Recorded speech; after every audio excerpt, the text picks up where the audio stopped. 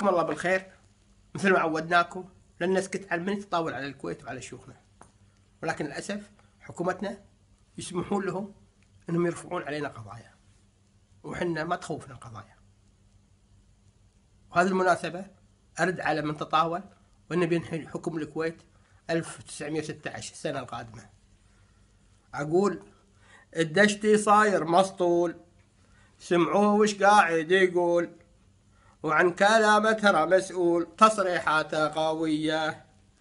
كويتنا يبي يحكمها والمشيخة سنة باقي لها، وشيختهم يبي ينهيها وحكي 100%.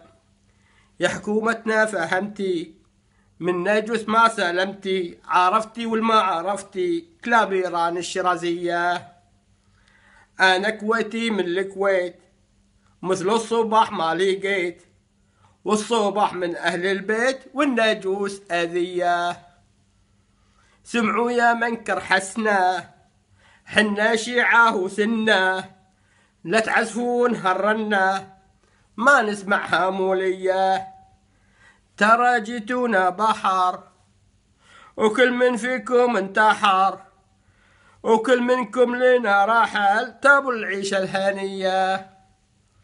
ترى جونا سباحة هل كان يابوا الراحة، وهذا الصج والصراحة الفرس العجم النجوسية.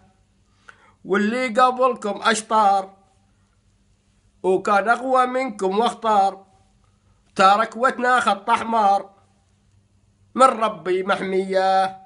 يا كلاب إيران وبشار السجن بيته الحمار، طقيتوا برضنا مسمار واطمعكم إيرانية. يا دشتي عشك منفوش جاك الموت يلحى مروش، والدرميثية مغشوش، وشوفوا الحملة الانتخابية. هذا جيزانة ينزال طلع أصلكم انعال، الدشتي واصخ زبال وصختة راهي خمنية.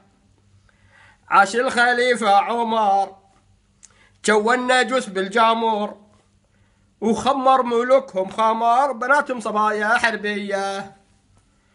عاش الخليفة عمر جو الناجوس بالجامور، خمر ملوكهم خمر بناتهم صبايا حربية. والله انت وصلت الرسالة، اعقل نعقل، الله كريم.